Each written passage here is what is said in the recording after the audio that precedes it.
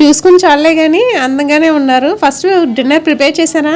ముందు అసలు ఏం చేశారో చూపించండి. డిన్నర్కి అసలు ఏం ప్రిపేర్ చేశారు? దానిమ్మ, కర్బూజా, కీరా. ఏంటి కర్బూజా 2 టైప్స్ వేసారేంటి? బొబ్బర్లు, పెద్ద బొబ్బర్లా ఇవి?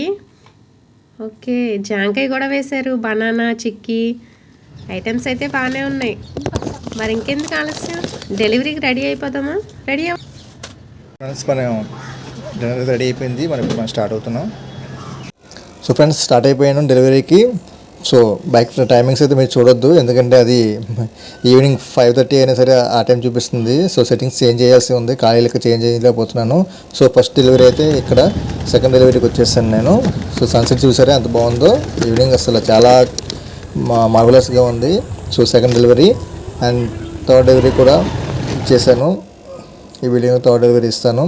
సో డైలీ పైకి వెళ్ళి అక్కడ పెట్టేస్తాను అనమాట. ఆల్రెడీ అక్కడ వాళ్ళు మార్నింగ్ తిన్నాయి, ఈవినింగ్ మార్నింగ్ కూడా వీళ్ళు యూజ్ చేస్తారు.